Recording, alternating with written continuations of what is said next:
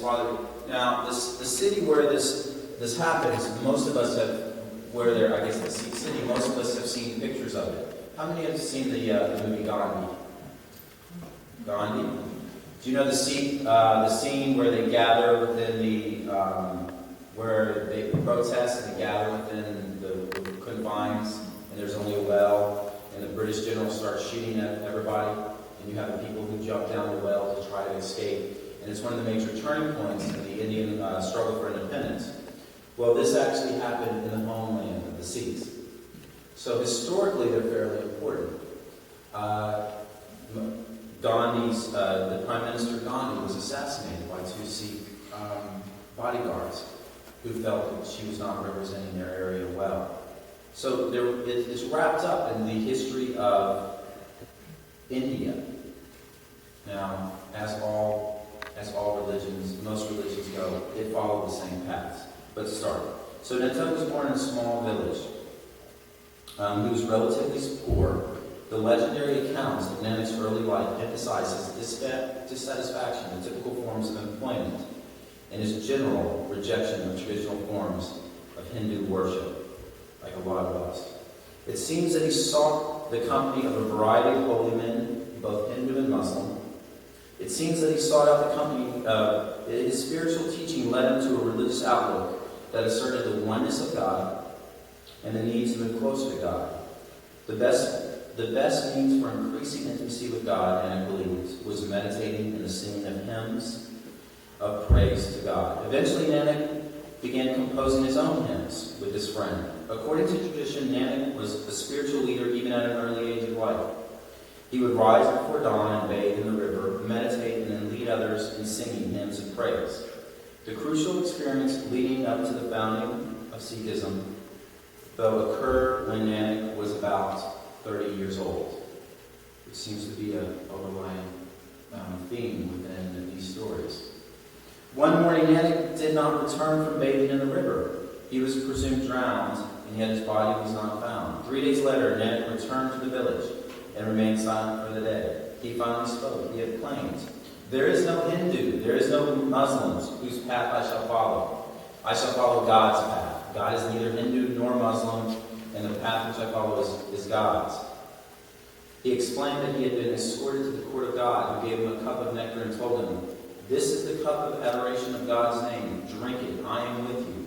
I bless you and raise you up. Whoever remembers you will enjoy my favor. Go, rejoice in my name, and teach others to do so. I have bestowed the gift of my name upon you. Let this be your calling." At this point,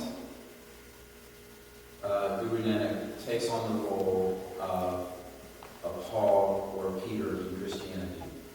And he goes to the different areas. He starts traveling and he starts spreading their gospel or their doctrine. But like Islam, what happens is it becomes a successive dynasty of gurus. And there's 10 in all. And like Christianity, like Islam, at first it's not hereditary. It's people who are picked outside.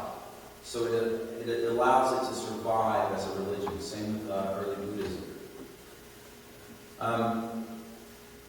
He made several very important impacts on the faith.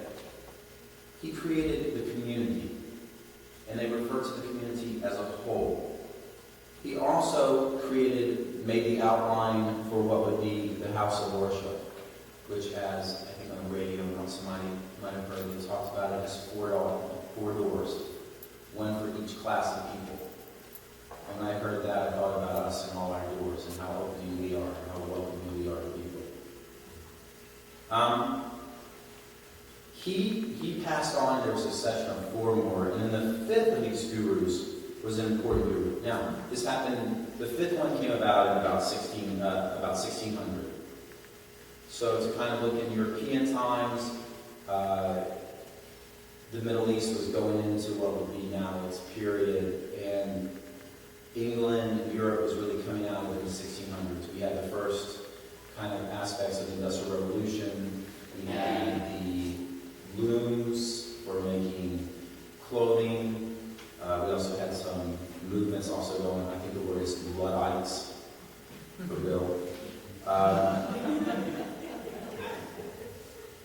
a he was a leader around 1600s. And he is important for two reasons. His name is, what he did is he took spiritual writings and he compiled them into a book.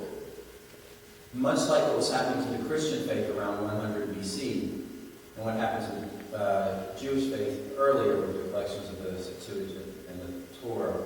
But this happened, and it was an important development because they finally had a book that it was a sacred book to themselves. But this only happened after a while, much like Christianity, as opposed to Islam, where you had a book that was handed down, and then the followers followed that book as verbatim as they could. This book developed like the Christian Bible developed over time.